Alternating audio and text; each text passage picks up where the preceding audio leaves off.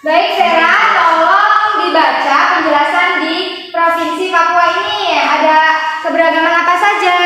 Jadi teman-teman mohon diperhatikan ya. Di sini ada salah satu daerah yang dibuka pada halaman pertama, yaitu ada daerah Papua, di mana di situ ada senjata, pakaian, rumah, lalu tarian adat tradisional dari Papua. Yang pertama ada rumah adat. Rumah adatnya ini namanya, di sini kan ada penjelasannya tuh. Itu ada rumah adat namanya honai. Kemudian bajunya di sini, bajunya juga pada keterangan sudah ada, yaitu ada TK. Kemudian makanannya juga ada penjelasannya, namanya itu papeda. Begitu pula dengan senjatanya, di sini sudah disebutkan namanya adalah panah. Lalu untuk tariannya juga di sini sudah disebutkan, tarian yang menjadi ciri khas dari daerah Papua. Iya, benar ya. Yang lain bisa dimengerti kan? Di sini terdapat rumah adat, pakaian adat, makanan, kemudian senjata dan juga tarian adat. Silakan duduk, Vera. Terima kasih. Jadi rumah adat khas Papua itu disebut dengan rumah onai. Kemudian pakaian adatnya itu koteka, makanan adatnya papeda. Kemudian tarian khasnya itu dinamakan tari selamat datang, serta senjata tradisionalnya itu adalah panah. Kemudian ibu masih memiliki beberapa halaman yang berisi tentang ciri khas dari masing-masing provinsi. Selanjutnya siapa yang ingin menjelaskan ke depan? Ibu. Rizka, silakan Rizka. Baik Bu, di sini ada Yogyakarta. Ada gambar rumah adat nih besar, namanya itu Tajuk Loro atau Joglo. Selain itu terdapat juga pakaian adat, senjata adat, makanan adat, dan tarian adat. Salah satu contohnya di sini Bu, ada makanan adat yaitu gudeg yang terkenal itu loh Bu. Iya, benar sekali. Terima kasih Rizka. Silakan duduk. Jadi yang kedua adalah Jogja. Rumah adat Jogja disebut rumah joglo. Kemudian pakaian adatnya pakaian adat Jawa. Kemudian senjata adatnya ada keris. Tarian adatnya biasanya yaitu tari serimpi, dan makanan adatnya adalah gudeg. Pasti sudah tahu kan gudeg? Iya, benar. Oke, sudah paham semua ya? Oke, jika sudah paham, selanjutnya kalian bagi menjadi dua kelompok yang berisi dua orang.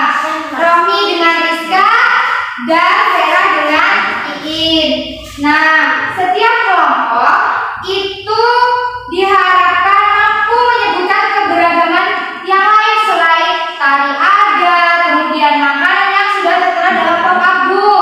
Kemudian setelah kalian mengidentifikasi keberagaman yang lain, kalian juga diperintahkan untuk menyebutkan sikap yang sesuai untuk menghormati keberagaman tersebut.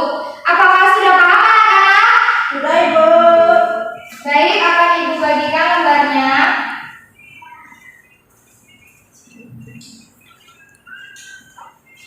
Silakan didiskusikan ya anak-anak. Baik anak-anak, apakah sudah selesai tugas kelompoknya? Baik, selanjutnya kalian presentasikan di depan kelas atas apa yang telah kalian kerjakan. Untuk yang maju pertama, silakan kelompok Vera, sepertinya sudah siap. Silakan Vera dan Iin maju ke depan untuk mempresentasikan hasil kerja kelompoknya.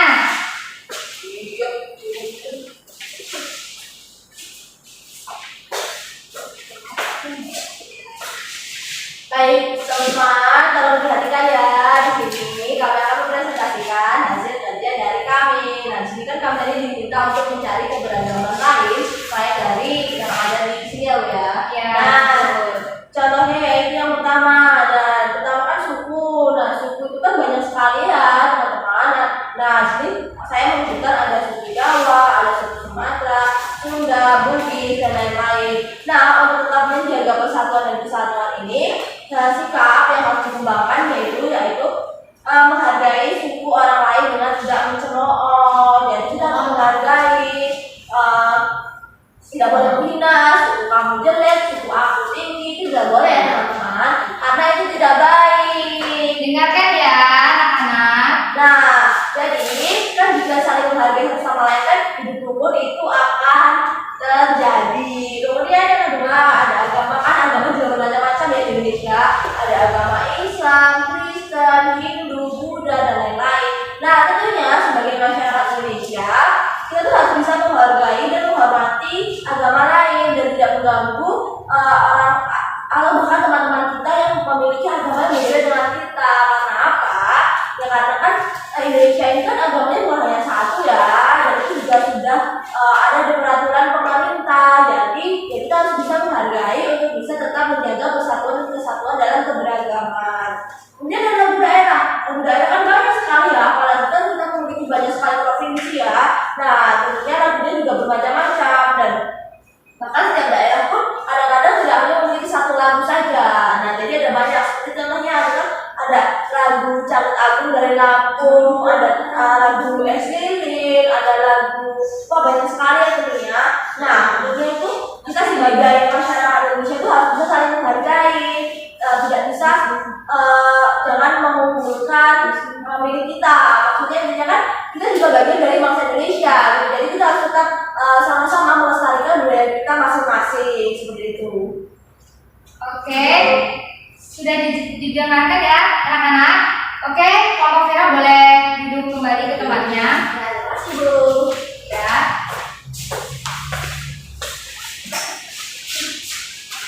Jadi anak-anak berdasarkan kelompok Vera tersebut, mereka mengidentifikasi ada 3 lagi keberagaman, yaitu keberagaman suku, kemudian agama dan juga keberagaman lagu daerah. Di Indonesia ini kan banyak sekali sukunya, ada suku Jawa, Sunda, Sumatera, Bugis dan lain sebagainya. Kita sebagai bangsa Indonesia tidak boleh membedakan suku saya yang paling bagus, suku kamu kurang bagus dan sebaliknya. Itu tidak boleh ya anak-anak.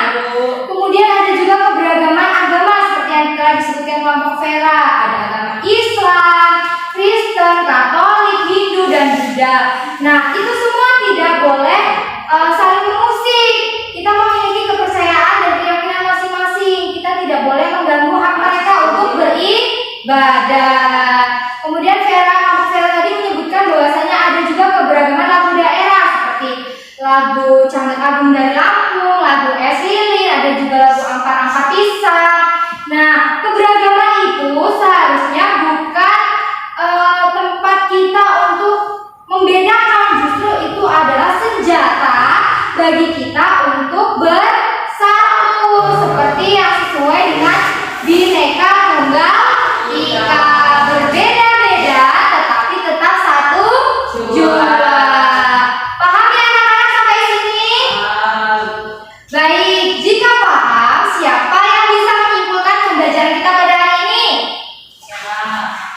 Vera. Oke, silakan Vera. Dan Bu saya habis.